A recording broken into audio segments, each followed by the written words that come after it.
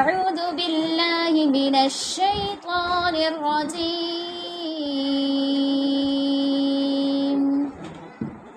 بسم الله الرحمن الرحيم. ما كان لبشر أن يؤتيه الله الكتاب والحكم والنبوة ثم يقول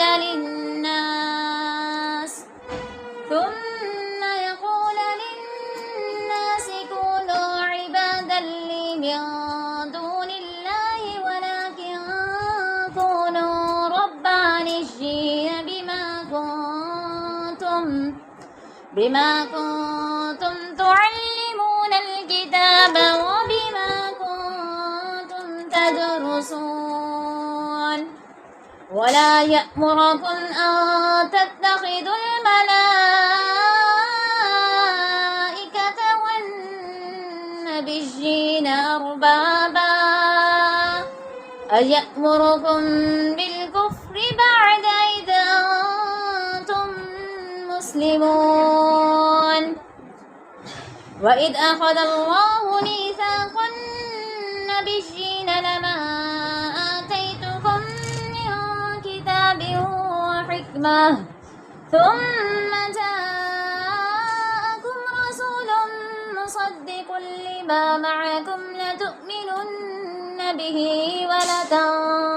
ولتنصرنه قال أقررتم وأخذتم على ذلكم إصري قالوا أقررنا قال فاشهدوا وأنا معكم من الشاهدين فمن تولى بعد ذلك فأولئك هم الفاسقون أفغير دين الله يبغون وله أسلم من في السماوات والأرض طوعا وكرها وإليه يرجعون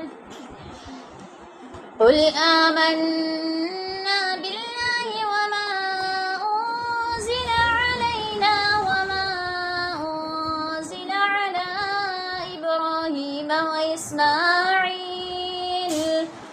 وإسماعيل وإسحاق ويعقوب والأسباط وما أوتي موسى وعيسى والنبيون من ربهم لا نفرق بين أحد منهم ونحن له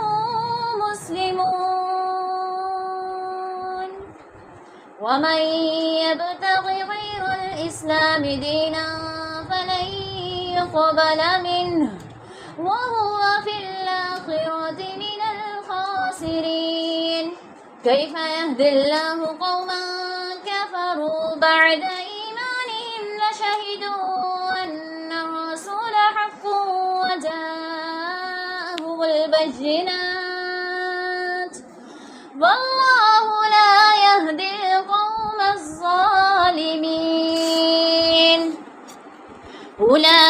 أولئك جزاؤهم أن عليهم لعنة الله والملائكة والناس أجمعين خالدين فيها لا يخفف عنهم العذاب ولا هم ينصرون إلا الذين تابوا من بعد ذلك وأصلحوا فإن الله غفور رحيم إن الذين كفروا بعد إيمانهم ثم ازدادوا كفرا لا تقبل توبتهم وأولئك هم الضالون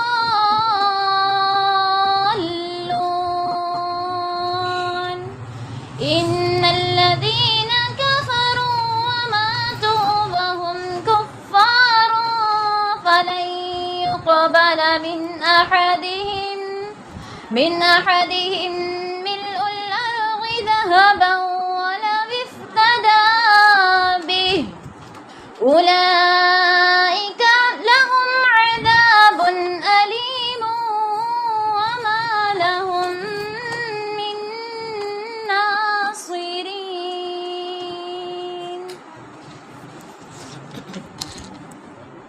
السلام علیکم ورحمۃ اللہ وبرکاتہ. اما بعد فاعوذ باللہ السمیع العلیم من الشیطان الرجیم. بسم اللہ الرحمن الرحیم. رب اشرح لی صدری ویسر لی امری واحلل عقدۃ من لسانی یفقہوا قولی. آمین. سورہ آل عمران آیت نمبر 79. ما کان لبشر ان یؤتیہ اللہ الکتاب والحکم والنبوۃ. کسی بشر کا کبھی حق نہیں کہ اللہ اسے کتاب اور حکم اور نبوت دے، پھر وہ ثم یقول للناس، پھر وہ لوگوں سے کہتا پھرے کونوا عبادا لی من دون اللہ، کہ اللہ کو چھوڑ کر میرے بندے بن جاؤ. ولیکن کونوا ربانیین بما کنتم تعلمون الکتاب وبما کنتم تدرسون. اور لیکن رب والے بنو اس لیے کہ تم کتاب سکھایا کرتے تھے اور اس لیے کہ تم پڑھا کرتے تھے. یعنی یہاں اللہ تبارک و تعالیٰ نے پیچھے جو سلسلہ چل رہا تھا یہودیوں اور نصرانیوں کے حوالے سے، تو اللہ تبارک و تعالیٰ نے مزید اس سلسلے کو آگے بڑھاتے ہوئے کہا کہ یہودی عزیر کو اللہ کا بیٹا سمجھتے اور نصارہ عیسیٰ کو اللہ کا بیٹا سمجھتے تھے. تو انہوں نے اپنے عالموں اور اپنے درویشوں کو اللہ کے سوا کیا بنا لیا تھا؟ رب بنا لیا تھا. حالانکہ رب صرف اللہ ہے. تو انہوں نے کیا کیا تھا؟ اللہ کو چھوڑ کر اپنے درویشوں، اپنے عالموں کو، جو آج کل مسجد میں امام ہے، عالم ہے، ایسے عالموں کو انہوں نے کیا بنا لیا تھا؟ اپنا رب بنا لیا تھا. اور مسیح عیسیٰ یعنی کہ مریم کے بیٹے عیسیٰ علیہ السلام کو بھی، حالانکہ انہیں اس کے سوا حکم نہیں دیا گیا تھا کہ ایک معبود کی عبادت کریں، کوئی معبود نہیں مگر وہی، اور وہ اس سے پاک ہیں جو وہ شریک ٹھہراتے ہیں. یعنی عیسیٰ یا یہودیوں نے عزیر کو جو اللہ کے سوا معبود بنا لیا تھا، تو اللہ تعالیٰ کہہ رہے ہیں ان کو بھی اللہ تعالیٰ نے حکم دیا تھا کہ وہ اللہ کے سوا کسی کی عبادت نہ کریں. تو یہ کیسے ممکن ہو سکتا تھا کہ وہ یہ کہیں کہ اللہ کو چھوڑ کر میری عبادت کی جائے؟ بات واضح کر دی کہ جن کو کتاب دی جاتی ہے، جن کو نبوت دی جاتی ہے، وہ تو خود سے بھی یہ نہیں کہتے کہ اللہ کو چھوڑ کر ہماری عبادت کرو، بلکہ وہ بھی یہی کہتے ہیں کہ اللہ کی عبادت کرو. تو اس ساری آیات میں یہ بات سمجھ آتی ہے کہ حصول علم اور علم کا، تعلیم کا تقاضا یہ ہے کہ انسان ربانی بن جائے. یعنی جب وہ علم حاصل کرتا ہے تو وہ رب کا بندہ بن جائے. ربانی سے مراد رب کا بندہ بن جائے. کسی شخص میں اگر علم آ جاتا ہے اور اسے قرآن کی کتاب کو بتا دیا جاتا ہے، کتاب ان کے سامنے پڑھی جاتی ہے، تو اس کے بعد اگر ان میں الوہیت پیدا نہیں ہوتی تو یہ مشغلہ یعنی کہ جو وہ دین کو سیکھ رہے ہیں، جو علم کو سیکھ رہے ہیں، علم سیکھتے ہوئے وہ اللہ کے بندے نہیں بنتے. تو انہوں نے کیا کیا؟ اپنا ٹائم، اپنا وقت انہوں نے ضائع کر دیا. اس آیت میں بتایا جا رہا ہے کہ دین کو سیکھنا ضرور ہے اور سیکھنے کے بعد اس پہ عمل کرنا ضروری ہے. اگر دین کو سیکھا اور اس پہ عمل نہیں کیا، اپنے آپ کو اللہ کا بندہ نہیں بنا سکا، تو اس نے کیا کیا ہے؟ اپنے وقت کو ضائع کر دیا ہے. آپ صلی اللہ علیہ وسلم نے ایسے علم سے پناہ مانگی اور یہ الفاظ کہے کہ اے اللہ میں ایسے علم سے پناہ مانگتا ہوں جو مجھے نفع نہ دے. یعنی میں علم تو حاصل کروں، علم حاصل کرنے کے بعد وہ علم میرے لیے کیا بنا دے؟ نفع بخش بنا دے. یہ نہ ہو کہ وہ علم تو حاصل کیا ہے لیکن اس علم سے مجھے کوئی فائدہ نہ پہنچے. اور ایسے دل سے جو اللہ کے لیے نہ جھکے. یعنی آپ قرآن سن بھی رہے ہیں، قرآن کی باتیں سیکھ بھی رہے ہیں، علم حاصل کر بھی رہے ہیں، لیکن ان کو سیکھنے کے باوجود آپ کا دل اللہ کی طرف مائل نہیں ہوتا، آپ اپنے آپ کو اللہ کا بندہ نہیں بناتے، تو یہ آپ کے لیے بڑے خطرے کی بات ہے، بہت ہی نقصان کی بات ہے. تو اللہ تبارک و تعالیٰ اس آیت میں اس بات کی طرف ہمیں کہتے ہوئے کہہ رہا ہے کہ اپنے ٹائم کو، اپنے وقت کو ضائع نہ کریں، بلکہ جو سیکھ رہے ہیں اس سے اپنے آپ کو فائدہ بھی پہنچائیں. وَلَا يَأْمُرُكُمْ أَن تَتَّخِذُوا الْمَلَائِكَةَ وَالنَّبِيِّينَ أَرْبَابًا. اور نہ یہ حق ہے کہ تمہیں حکم دے کہ فرشتوں اور نبیوں کو رب بنا لو.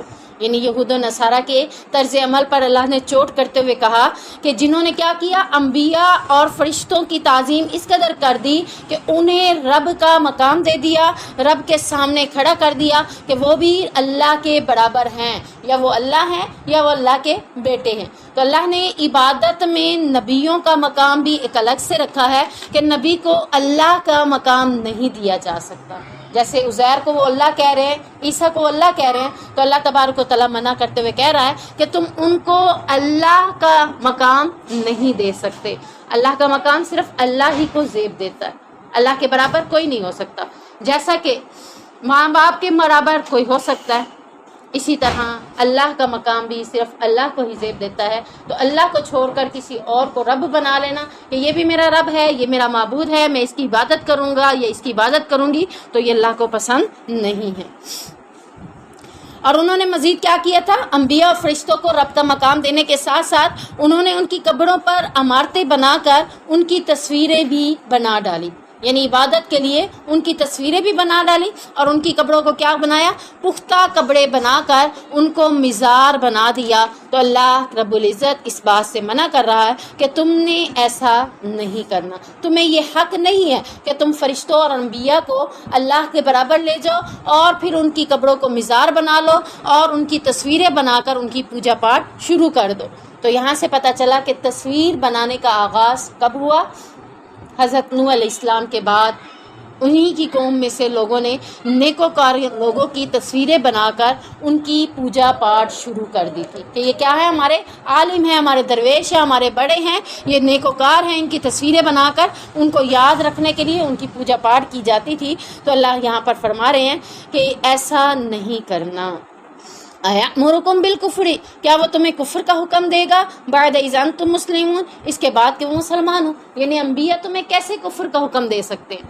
اللہ کو اللہ چھوڑ کر کسی اور کو اللہ بنا لینا، تو یہ در حقیقت کیا ہے، کفر کرنا، اللہ کے ساتھ شریک ٹھہرانا۔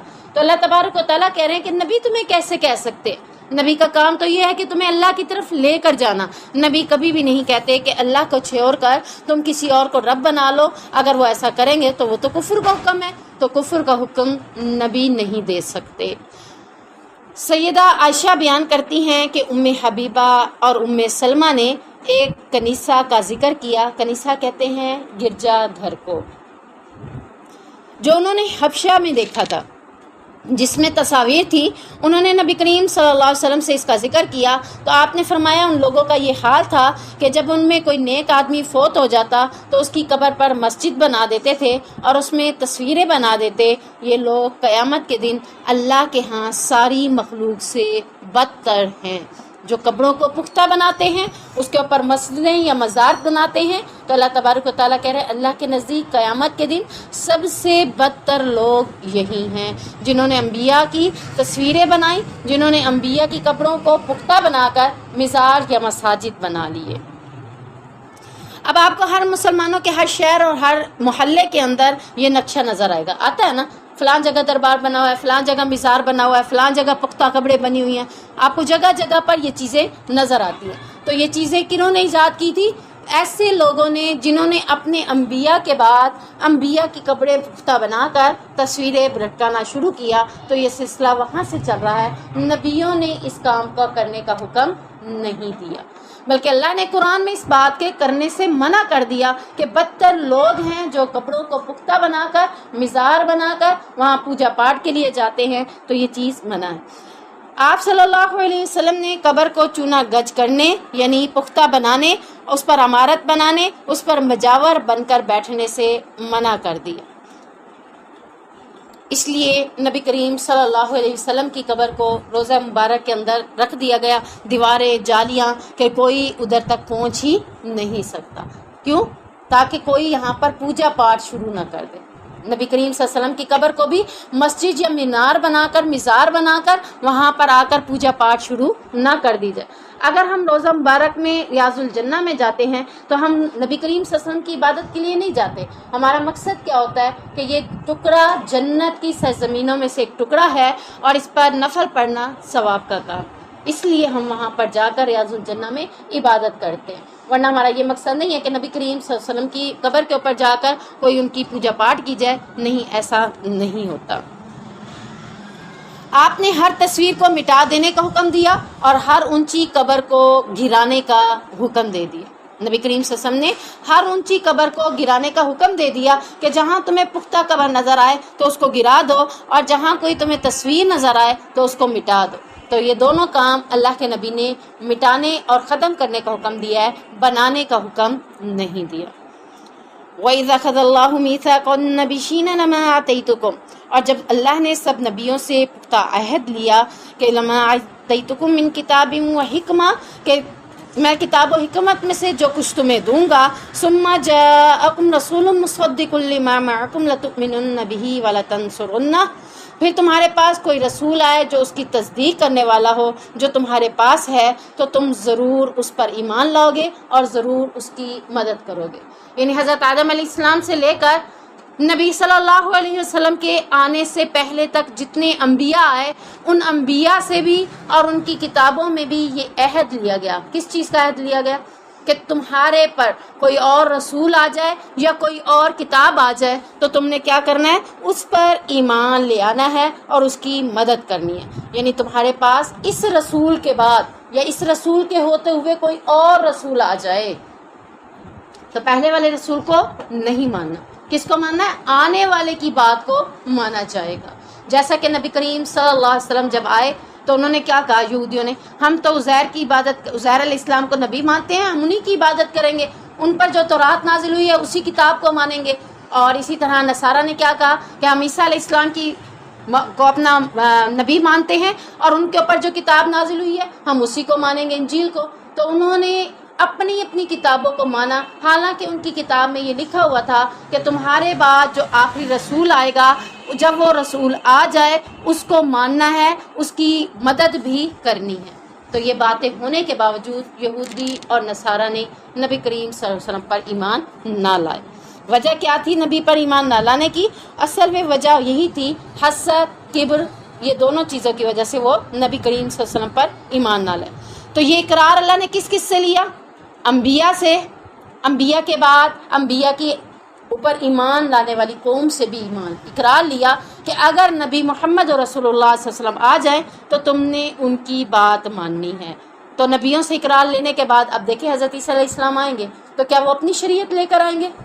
نہیں، اقرار یہی ہوا نا کہ جب نبی آئیں گے تو تم نے ان کی شریعت پہ چلنا ہے۔ حضرت عیسیٰ علیہ السلام آئیں گے تو وہ اپنا دین لے کر نہیں آئیں گے، بلکہ یہی دین جو نبی کریم صلی اللہ علیہ وسلم کو شریعت اسلام دی گئی ہے اسی کے مطابق زندگی بسر کریں گے۔ تو یہاں پر نبیوں سے بھی عہد ہے اور نبیوں کی قوموں سے بھی عہد ہے کہ اگر محمد کی اتباع نہیں کرتا کوئی تو وہ فاسق ہے، اللہ کا نافرمان ہے۔ اور اللہ رب العزت اس کے بارے میں کیا کہہ رہے ہیں؟ قالوا اقررنا، تم نے اقرار کیا، قال فاشهدوا، کہا پس گواہی دی تم نے اس بات کی، انا معکم من الشاہدین، تم بھی گواہ رہو، میں بھی تمہارے ساتھ گواہ ہوں کہ تم نے اس بات کا اقرار کر لیا کہ نبی کی ضرور اتباع کریں گے۔ فمن تولا، پھر جو کوئی نبی کی اتباع نہیں کرتا، بعد ذالک، اس کے بعد، کس کے بعد؟ اقرار کرنے کے بعد نبی پر ایمان نہیں لے آتا، فاولئک هم الفاسقون، بس یہی لوگ کیا ہیں؟ نافرمان۔ اب اللہ کے نبی کی اگر بات نہیں مانیں گے تو ہم کیا ہیں؟ گناہگار ہیں، فاسق ہیں، نافرمان ہیں۔ افغیر دین اللہ یبغون، تو کیا وہ اللہ کے دین کے علاوہ کچھ اور تلاش کرتے ہیں؟ وَلَهُ أَسْلَمَ مَنْ فِي السَّمَاوَاتِ وَالْأَرْضِ، حالانکہ آسمان و زمین میں جو بھی ہے، طوعاً وَكَرْہًا، خوشی اور ناخوشی سے کیا کرتے ہیں؟ اسی کے فرما بردار ہیں۔ کس کے فرما بردار ہیں؟ اللہ کے قانون کے، کوئی خوشی سے ہو یا ناخوشی سے ہو، آخرکار وہ اتباع کس کی کر رہا ہے؟ اللہ کے قانون کے اوپر ایمان رکھتا ہے۔ وَإِلَيْهِ يُرْجَعُونَ، اور اسی کی طرف سب کو لوٹ کر جانا ہے۔ یہاں اللہ تبارک و تعالیٰ نے آسمان و زمین کی جو ساری چیزوں کا ذکر کیا تو اس میں جنات بھی آتے ہیں، فرشتے بھی آتے ہیں، انسان بھی آتے ہیں۔ یہ سارے کے سارے کس کے قانون کے مطابق ہیں؟ اللہ کے قانون کے، فطرت کے سامنے سرنگو ہیں، یعنی اس کے آگے اپنا اختیار استعمال نہیں کر سکتے۔ وہ غیر اختیاری طور پر بھی اور اختیاری طور پر بھی اس کے تابع بن جاتے ہیں، یعنی آپ چاہیں یا نہ چاہیں آخرکار آپ کو کس کا تابع بننا ہے؟ اللہ۔ اب دیکھیں، دل سے آپ اقرار نہیں کر رہے، عمل نہیں کر رہے نا، جب عمل نہیں کر رہے تو کیا آپ اللہ کا انکار کر دیتے ہیں؟ نہیں، تب بھی آپ اقرار تو کرتے ہیں کہ اللہ ایک ہے، کرتے ہیں نا، چاہے اللہ کی بات مانے یا نہ مانے، اختیاری طور پر یا غیر اختیاری سے مراد یہی ہے کہ عمل کریں یا نہ کریں، دونوں صورتوں میں آپ کا رب پر ایمان ضرور ہے، تو رب کی اتباع ضرور ہے۔ یہ لوگ اس قانون شریعت یعنی اللہ کے دین کو چھوڑ کر دوسرا راستہ کیوں اختیار کرتے ہیں؟ انہیں چاہیے کہ اگر آخرت میں نجات چاہتے ہیں تو اللہ کی شریعت پر اور نبی کریم صلی اللہ علیہ وسلم کی باتوں پر ایمان لانے میں ہی ان کے لیے فائدہ ہے۔ اگر آپ آخرت میں جہنم سے نجات چاہتے ہیں، آخرت میں حوض کوثر کا پانی پینا چاہتے ہیں، جنت میں داخلہ چاہتے ہیں، تو اس کے لیے شرط کیا رکھ دی اللہ تعالیٰ نے؟ اس کی نجات کی شرط یہی ہے کہ اللہ اور اس کے رسول کی بات کو مانا جائے۔ قل آمنا، کہہ دیجئے ایمان لے آئے ہم، باللہ اللہ پر، وما انزل الینا، اور جو کچھ نازل ہوا ہماری طرف، یعنی اللہ رب العزت نے جو ہمارے پر نازل کیا، کیا نازل کیا؟ وہ چاہے تورات ہے، وہ چاہے زبور ہے، وہ انجیل ہے، وہ قرآن مجید ہے، تو یہ ساری چیزیں کس نے نازل کی ہیں؟ اللہ تعالیٰ نے۔ وما انزل علی ابراہیم، اور جو کچھ نازل ہوا ابراہیم علیہ السلام پر، و اسماعیل، اور اسماعیل علیہ السلام پر، و اسحاق، اور اسحاق پر، و یعقوب، اور یعقوب پر، والاسباطی، اور ان کی اولاد پر، یعنی جس پر بھی جو نازل ہوا ہے ہمارا سب پہ ایمان ہے۔ کیا ہم قرآن مجید کو ماننے کے بعد کیا یہ کہہ دیتے ہیں کہ تورات کو ہم نہیں مانتے، زبور کو ہم نہیں مانتے؟ ہمارا ایمان ساری چیزوں پر ہے، لیکن اتباع کس کی کرنی ہے؟ صرف قرآن مجید کی۔ وما اوتی موسیٰ و عیسیٰ، جو کچھ موسیٰ اور عیسیٰ کو دیا گیا، والنبیون من ربہم، اور دوسرے نبیوں کو بھی ان کے رب کی طرف سے جو دیا گیا ہے، تو ان سب پر ایمان لانا ضروری ہے۔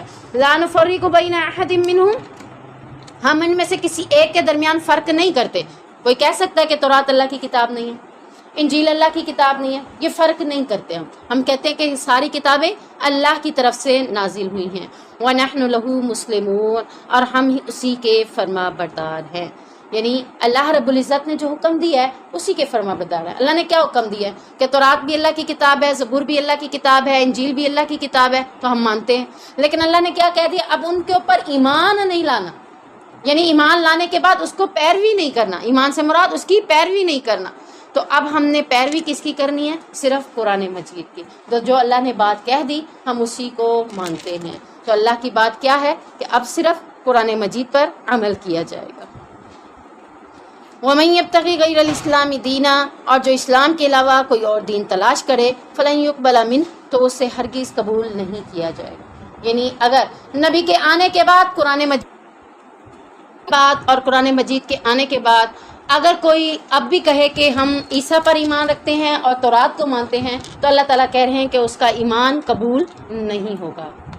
اب وہ منسوخ ہو چکی ہے، پہلی چیز منسوخ ہو گئی دوسری چیز کے آنے کے ساتھ، تو اللہ تبارک و تعالیٰ نے اس بات کو باور کرا دیا تاکہ کل کو یہودی یہ نہ کہہ سکیں کہ اللہ ہمیں نہیں معلوم تھا کہ اگر نبی آئیں گے تو نبی کی بات نہیں مانیں گے تو ہمارا دین قابل قبول نہیں ہوگا۔ تو اب جو دین قابل قبول ہے وہ کون سا ہے؟ جو محمد صلی اللہ علیہ وسلم پر نازل ہو چکا ہے۔ اس کے علاوہ کسی اور بات کو اگر وہ قبول بھی کرتے ہیں، چاہے وہ بھی اللہ کی بات ہے، تورات میں ہے، انجیل میں ہے، لیکن اللہ نے اس کو اب قبول نہیں کرنا۔ اللہ نے کون سی بات قبول کرنی ہے؟ جو قرآن پاک کے اندر ہے اس کے اوپر عمل کریں گے تو اللہ تعالیٰ اس بات کو قبول کر لے گا۔ وَهُوَ فِي الْآخِرَةِ مِنَ الْخَاسِرِينَ، اور وہ آخرت میں خسارہ اٹھانے والے لوگوں میں سے ہوگا، یعنی چاہے وہ تورات پہ عمل کرتا رہے، عیسیٰ کو نبی مانتا رہے، لیکن آخرت میں کہاں ہوگا؟ نقصان پانے والوں میں سے ہوگا۔ جب تک نبی نہیں آئے تھے تب تک تو وہ عیسیٰ کی پیروی کرتا رہا، اگر وہ اس دور میں مر جاتا ہے تو اس کو کوئی گناہ نہیں ہے، لیکن اگر وہ زندہ ہے اور نبی بھی آ گئے، قرآن بھی آ گیا، پھر بھی اس نے نبی اور قرآن کا اقرار نہیں کیا، تو آخرت میں ایسا شخص نقصان پانے والوں میں سے ہوگا۔ نبی کریم صلی اللہ علیہ وسلم نے فرمایا، جس شخص نے کوئی ایسا عمل کیا جس کے بارے میں ہمارا حکم نہیں ہے تو وہ کیا ہے؟ مردود ہے، یعنی جو کام اللہ کے نبی کریم صلی اللہ علیہ وسلم نے کرنے کا حکم نہیں دیا، اگر کوئی وہ کام کرتا ہے تو وہ کیا ہے؟ مردود ہے۔ مردود کس کو کہا گیا؟ سب سے پہلے مردود کس کو کہا گیا؟ شیطان کو. اعوذ باللہ من الشیطان الرجیم جو پڑھتے ہیں تو اس میں کیا ہے؟ شیطان مردود سے میں پناہ مانگتی ہوں. تو اس بات کا اقرار اب یہاں پر اللہ تعالیٰ کروا رہے ہیں اللہ کے نبی سے کہ جب کسی نے اللہ کے نبی کی بات نہیں مانی تو اس نے کیا کیا؟ وہ مردود میں سے، یعنی ایسا عمل کیا جو اللہ کے نبی نے نہیں کہا، چاہے وہ نیکی ہے چاہے وہ گناہ ہے، کوئی بھی کام ایسا ہے جو اللہ کے نبی نے کہا ہی نہیں ہے، جب ہم اس کو کر رہے ہیں تو ہم کون ہیں؟ ہم بھی مردود ہیں. ہمیں منع کر دیا گیا یہ کام نہیں کرنا، اگر میں کر دیتی ہوں تو پھر میں کیا ہوں؟ مردود. تو شیطان کے ساتھ ہی میرا درجہ بن جائے گا. تو اللہ تعالیٰ ہمیں ایسے عمل سے بچا لے.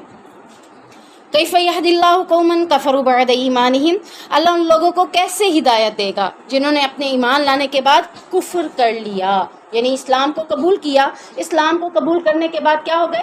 پھر دوبارہ کافر ہو گئے، مرتد. جو مسلسل ہم پڑھ رہے ہیں نا کہ اسلام کا انکار کرنے والا کیا ہے؟ مرتد. صبح کو ایمان لاتے تھے اور شام کو کیا کر دیتے؟ پچھلے رکوع میں ہم نے پڑھا انکار کر دیتے تھے.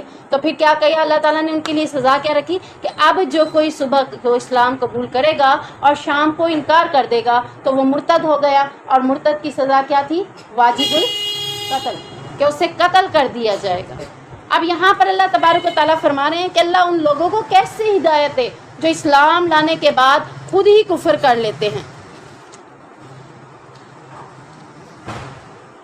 وَشَهِدُوا أَنَّ الرَّسُولَ حَقٌّ وَجَاءَهُمُ الْبَيِّنَاتُ، اس کے بعد کہ انہوں نے گواہی دی کہ یقیناً یہ رسول سچا ہے، یعنی اس کے بعد سے مراد کہ جب وہ نبی کریم صلی اللہ علیہ وسلم پر ایمان لائے اور کہا یہ سچا رسول ہے، اقرار خود کیا، گواہی خود دی، اور لا الہ الا اللہ محمد رسول اللہ پڑھ کے اسلام میں داخل ہوا، تو اللہ تعالیٰ کہتے ہیں اس کے بعد اللہ اسے پھر جب اس نے انکار کر دیا تو اسے کیسے ہدایت دی؟ جب ایک بار اللہ نے ہدایت دے دی تو اس کو اس پہ ڈٹ جانا چاہیے تھا. جب اس نے اس کے اوپر اپنے آپ کو ڈٹا ہوا نہیں رکھا، کفر کر لیا، تو اللہ اب اس کو ہدایت نہیں دیتا. کیوں؟ واللہ لا یہدی القوم الظالمین، کیونکہ اللہ تبارک و تعالیٰ ظالم قوم کو کبھی بھی ہدایت نہیں دیتا. اولئک جزاؤہم ان علیہم لعنۃ اللہ والملائکۃ والناس اجمعین. اب ان کی سزا بتائی جا رہی ہے اس آیت میں. ان کی سزا کیا ہے؟ کہ ان کو اللہ رب العزت کی طرف سے یہ سزا سنا دی گئی کہ یہ لوگ، ان کی سزا یہ ہے کہ بے شک ان پر اللہ کی اور فرشتوں کی اور تمام لوگوں کی لعنت ہے. جو بھی آیت پڑھے گا اس کی طرف سے آٹومیٹکلی ان کے پر کیا چلا جائے گا؟ لعنت چلی جائے گی.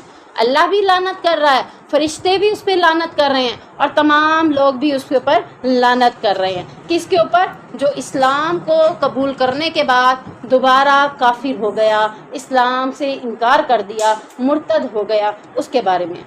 تو اس کے بارے میں ایک حدیث ہے کہ عبداللہ بن عباس بیان کرتے ہیں کہ ان ساری لوگوں میں سے ایک شخص مسلمان ہونے کے بعد مرتد ہو گیا. کس قبیلے سے تھا؟ انصار لوگوں میں سے. اس نے پھر شرک شروع کر دیا. بعد میں وہ پھر نادم ہوا، یعنی کچھ دنوں کے بعد، کچھ ٹائم کے بعد نادم ہوا کہ مجھ سے غلطی ہو گئی ہے. اس نے اپنی قوم کے پاس کسی کو بھیجا اس پیغام کے ساتھ کہ وہ آپ صلی اللہ علیہ وسلم سے دریافت کرے کہ کیا میری توبہ قبول ہو سکتی ہے. یعنی میں اسلام کو قبول کیا تھا، پھر میں نے اسلام کا انکار کر دیا ہے، اب میں دوبارہ نادم ہوں، اس بات کے اوپر شرمندہ ہوں، غلطی ہو گئی ہے، تو کیا میری توبہ قبول ہو سکتی ہے. اس موقع پر یہ آیات نازل ہوئی تو پتہ چلا اس آیات کا یہ شان نزول بھی ہے کہ اللہ ایسی قوم کو ہدایت نہیں دیتا جو اسلام لانے کے بعد مرتد ہو جائے. لیکن اس کے بعد اللہ تعالیٰ نے اس کی سزا سنانے کے بعد مزید آگے فرمایا خالدین فیہا، اس کی سزا جو اس کے اوپر لعنت ہے، ہمیشہ ہمیشہ کے لیے اس کے اوپر لعنت ہوگی، اور وہ ہمیشہ اس میں رہے گا. کس میں؟ جہنم میں. لا یخفف عنہم العذاب ولا هم ینظرون، نہ ان سے عذاب ہلکا کیا جائے گا اور نہ وہ مہلت دیے جائیں گے. یعنی دنیا میں لعنت ہے اللہ کی، فرشتوں کی اور سب لوگوں کی، اور قیامت کے دن ان کے لیے کیا ہوگا؟ ان کے اوپر سے عذاب کو ہلکا نہیں کیا جائے گا اور نہ ہی انہیں مہلت دی جائے گی. یعنی عذاب ہلکا بھی نہیں کیا جائے گا، نہ ہی عذاب سے ہٹا کر تھوڑی دیر کے لیے انہیں سانس لینا دیا جائے گا کہ تھوڑی مہلت ہے، اب تم اس میں انجوائے کر لو یا تھوڑا سا اپنے آپ کو ریلیکس کر لو. ایسا کبھی بھی نہیں ہوگا. ایک عذاب کے بعد دوسرا عذاب، دوسرے کے بعد تیسرا عذاب انہیں دیا جاتا رہے گا. اب یہ جو انصاری صحابی نے پوچھا تھا کہ بتائیں کہ کیا میری توبہ قبول ہو سکتی ہے، تو اس کے ساتھ اگلی آیت کے ساتھ آتا ہے إِلَّا الَّذِينَ تَابُوا مِن بَعْدِ ذَلِكَ وَأَصْلَحُوا، اسلام لانے کے بعد مرتد ہوا، مرتد ہونے کے بعد نادم ہوا تو اللہ تعالیٰ نے اس کے لیے خوشخبری سنا دی، مگر وہ لوگ جنہوں نے توبہ کر لی اور اپنی اصلاح کر لی۔ تو یہ ہے اس انصاری شخص کے حوالے سے بات کا جواب کہ کیا تمہاری توبہ قبول ہو سکتی ہے، تو اس کے بارے میں اللہ نے کیا کہا؟ ہاں، وہ لوگ جو نادم ہو جاتے ہیں، نادم ہونے کے بعد توبہ کرتے ہیں اور اپنی اصلاح کر لیتے ہیں تو اللہ کیا کرتا ہے؟ فَإِنَّ اللَّهَ غَفُورٌ رَحِيمٌ، بس بے شک اللہ تعالیٰ بخشنے والا بھی ہے اور مہربان بھی ہے۔ اب پتہ چلا کہ اس صحابی کو پتہ چل گیا کہ اس کے لیے توبہ کے دروازے کھلے ہوئے ہیں، اگر وہ توبہ کر لیتا ہے تو اللہ تعالیٰ اس کی توبہ کو قبول کر لے گا۔ تو اس کے بعد اس کی قوم نے اس کی طرف یہ پیغام بھیج دیا تو وہ دوبارہ توبہ کر کے مسلمان ہو گیا۔ اس آیت سے یہ معلوم ہوتا ہے کہ اگر مرتد صدقے دل سے توبہ کر لے، یعنی سچے دل سے توبہ کر کے دوبارہ اسلام کو قبول کر لے تو اللہ تعالیٰ اس کی پچھلی غلطی کو بھی معاف کر دیتے ہیں۔ اب یہاں سے پتہ چل گیا شرک ہے، اسلام سے ہٹ کے کافر ہو جانا، کوئی بھی بڑا سے بڑا گناہ اس کی معافی کس صورت میں ہے؟ سب سے پہلے صدقے دل سے اس گناہ کا اعتراف کرے کہ ہاں مجھ سے غلطی ہو گئی، میں نادم ہوں، میں پریشان ہوں، اب میں اس غلطی کا ازالہ کرنا چاہتا ہوں توبہ کر کے، اور وہ توبہ کرتا ہے تو اللہ تعالیٰ اس کی پچھلی غلطیوں کو نہ صرف معاف کر دیتا ہے بلکہ ہم نے پیچھے کیا پڑھا ہے کہ اس کی غلطیوں کو نیکیوں میں بدل دیتا ہے۔ سبحان اللہ، اللہ کو اتنی اس کی ادا پسند آ جاتی ہے کہ اس کی گناہوں کو نیکیوں میں بدل دیتا ہے، اس کے لیے ٹینشن بھی نہیں رہ گئی باقی، اب اس کے علاوہ معاملہ کلیئر ہو گیا۔ ان الذین کفروا بعد ایمانہم، بے شک وہ لوگ جنہوں نے اپنے ایمان کے بعد کفر کیا، ثم ازدادوا کفرا، پھر کفر میں بڑھ گئے، لن تقبل توبتہم، ان کی توبہ ہرگز قبول نہ کی جائے گی۔ یعنی اللہ تعالیٰ وعید اور خوف دیتے ہوئے بتا رہے ہیں کہ جو لوگ ایمان لانے کے بعد کفر کو اختیار کرتے ہیں اور حد سے زیادہ بڑھ جاتے ہیں، حتیٰ کہ اپنی موت تک کافر ہی رہتے ہیں، یعنی موت کے آنے سے پہلے تک وہ کیا رہے؟ کافر رہے۔ جب انہوں نے دیکھا موت آ رہی ہے تو انہوں نے کیا کیا؟ توبہ کرنے کی کوشش کی، یعنی بوقت موت وہ توبہ کرنا چاہتے بھی ہیں تو ان کی توبہ قبول نہیں کی جائے۔ جب تک انسان کو پتہ نہ چلے کہ مجھے موت آنے والی ہے، اگر وہ توبہ کرتا ہے تو اس کی توبہ قبول ہو جاتی ہے۔ اگر موت کے قریب وہ توبہ کرتا ہے، جب اس کو آثار محسوس ہوتے ہیں کہ اب میں بچنے والا نہیں ہوں، تو اب وہ کہے کہ اب میں توبہ کرتا ہوں، تو اللہ تعالیٰ اس وقت کی توبہ اس کی قبول نہیں کرتا۔ تو پتہ چلا کہ سارے گناہوں کی توبہ کا دار و مدار کب ہے؟ زندگی کے ساتھ۔ مرنے کے قریب شخص کہے کہ اب میں ایمان لے آیا، کس نے کہا تھا؟ فرعون نے کہا تھا نا، جب ڈوب رہا تھا تو اس نے کہا اب میں ایمان لے آیا، تو اللہ نے کہا اب ایمان لانے کا کوئی فائدہ نہیں ہے۔ موت کو اپنی آنکھوں کے سامنے دیکھ کر پھر تم کہو کہ اب میں اپنے گناہوں کی معافی مانگتا ہوں، تو تب تمہیں گناہوں کی معافی نہیں ملے گی۔ وَأُولَئِكَ هُمُ الضَّالُّونَ، یہی لوگ وہی ہیں گمراہ۔ تو اب توبہ کے لیے کیا کرنا چاہیے؟ فوراً کر لینی چاہیے، اس انتظار میں نہیں رہنا چاہیے ابھی تو بڑی زندگی پڑی ہے، ابھی میں بڑی ہوں گی، بوڑھی ہوں گی تو تب توبہ کر لوں گی، تو کیا پتہ زندگی ہے کہ نہیں۔ اچانک موت آتی ہے پھر میں کہوں اب میں توبہ کرتی ہوں فلاں غلطی کی، تو اللہ تعالیٰ کہتا ہے ایسی توبہ قبول نہیں کی جاتی۔ توبہ کے لیے کیا کرنا ہے؟ جب غلطی کا احساس ہو فوراً توبہ کر لینی چاہیے۔ ان الذین کفروا وماتوا وهم کفار، بے شک وہ لوگ جنہوں نے کفر کیا اور اس حال میں مر گئے، فلن یقبل من احدهم ملء الارض ذهبا ولو افتدى به، اس حال میں کہ وہ کافی تھے سو ان کے کسی ایک سے زمین بھرنے کے برابر سونا ہرگز قبول نہیں کیا جائے گا، خواہ وہ اسے فدیے میں دے دیں۔ اولئک لهم عذاب علیم، ان کے لیے دردناک عذاب ہے، وما لهم من ناصرین، اور ان کی کوئی مدد کرنے والا نہیں ہے۔ یعنی اب یہاں پر اللہ تعالیٰ نے ان لوگوں کا انجام بتا دیا جنہوں نے کفر کو اختیار کیا اور حالت کفر میں ہی مر گئے، تو اللہ تعالیٰ قیامت کے دن ان کا انجام بتاتے ہوئے فرماتے ہیں کہ ان کے پاس اس دن کوئی مال نہیں ہوگا، لیکن اگر فرض کر لیا جائے کہ ان کے پاس زمین سونا بھر کر دے دی جائے تو انہیں کہا جائے کہ کیا تم یہ سارا سونا یہ مال دے کر اپنے آپ کو جہنم سے بچانا چاہتے ہو؟ تو وہ کہے گا ضرور، میں ضرور اپنے آپ کو عذاب سے بچا لوں گا۔ تو اللہ تعالیٰ کہے گا تم جھوٹے ہو، تم سے اس سے بھی کم چیز کا میں نے مطالبہ کیا تھا لیکن تم نے تب بھی اقرار نہ کیا۔ تو اس بات کو ہم سمجھنے کے لیے ایک چھوٹی سی حدیث ہے، اس کو دیکھتے ہیں جس میں یہ بات سمجھ آ جائے گی۔ انس بیان کرتے ہیں کہ آپ صلی اللہ علیہ وسلم نے فرمایا اہل جنت میں سے ایک شخص کو لایا جائے گا، اللہ تعالیٰ اس سے فرمائے گا اے ابن آدم تو نے اپنے گھر کو کیسا پایا، یعنی جنت میں داخل کرنے کے بعد اس کو جنت سے نکال کر بلایا جائے گا اور کہا جائے گا بتاؤ تم نے اپنے گھر کو کیسے پایا۔ وہ عرض کرے گا میرے پروردگار میرا گھر بہت عالیشان ہے، بہت ہی اچھا ہے۔ اللہ تعالیٰ فرمائے گا کچھ اور مانگ، کچھ اور تمنا کر، تجھے اور بھی عطا کر دیا جائے گا۔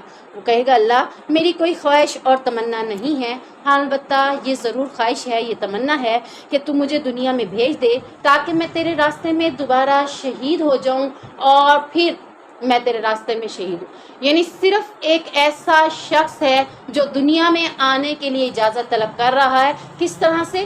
شہید کہہ رہا ہے مجھے دنیا میں بھیج، میں دوبارہ شہید ہو کر آؤں، کیونکہ اس کا اجر، اس کا انعام جب وہ اپنی آنکھوں سے دیکھے گا تو وہ کہے گا دوبارہ شہید ہو، دوبارہ یہ انعام ملے۔ تو وہ کہے گا اللہ یہ خواہش ہے کہ پھر بھیج، پھر تیرے راستے میں شہید ہوں، پھر تیرے سے جنت میں اعلیٰ انعام لے لوں۔ تو اسی طرح اہل جہنم میں سے بھی ایک شخص کو بلایا جائے گا، اللہ تعالیٰ اس سے فرمائے گا اے ابن آدم بتا تو نے اپنے گھر کو کیسے پایا؟ تو وہ عرض کرے گا بدترین گھر ہے، بہت ہی برا ٹھکانہ ہے میرا۔ اللہ تعالیٰ اس سے فرمائے گا کیا تو اس جگہ سے نجات حاصل کرنا چاہتا ہے؟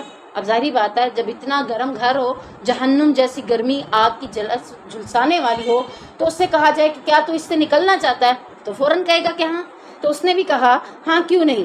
تو اس جگہ سے نجات حاصل کرنے کے لیے زمین کے بھراؤ کے برابر، یعنی جتنا زمین تھی اس کے برابر سونا فدیہ دینے کو تیار ہو؟ وہ کہے گا ہاں ضرور۔ اللہ تعالیٰ فرمائے گا تو جھوٹ بولتا ہے، میں نے تو تجھ سے اس سے بھی بہت کم، بہت آسان چیز کا مطالبہ کیا تھا مگر تو نے اس سے پورا نہ کیا۔ اللہ نے کون سی چیز کا مطالبہ کیا؟ اللہ اور اس کے رسول کی اطاعت کرو، ان پر ایمان لا کر ان کی بات مانو۔ یہ اس کے مقابلے میں تھوڑی ہے نا، اگر زمین بھر کر سونا ہو کوئی بھی دینے کے لیے تیار نہیں ہوتا، لیکن یہاں پر یہ کہہ رہا ہے کہ میں وہ دینے کے لیے تیار ہوں۔ اللہ تعالیٰ کہتا ہے نہیں تو یہ بھی نہیں دے سکے گا، جب تیرے پاس ہوگا تو اس کو بھی نہیں دے گا، جبکہ تجھے میں نے کیا کہا تھا، صرف اپنی خواہشوں کو قربان کر کے اللہ کی اطاعت میں اپنے آپ کو لگا دے، تو نے یہ بھی نہیں کیا کہ اسے دوبارہ جہنم میں پھینک دیا جائے گا۔ اللہم لا تجعلنا۔ تو یہاں سے پتہ چلتا ہے کہ اللہ اور اس کے رسول کی اطاعت نہ کرنے والا قیامت کے دن کس قدر خسارے میں ہوگا، کس قدر نقصان اٹھائے گا، جہنم میں جانے کے بعد اس سے نکالا بھی نہیں جائے گا۔ تو اللہ تعالیٰ ہمیں جنت الفردوس میں اعلیٰ مقام عطا فرمائے۔ اللہم انا نسألک الجنت الفردوس بغیر حساب ونعوذ بک من النار۔ سبحانک اللہم وبحمدک اشہد ان لا الہ الا انت استغفرک واتوب الیک۔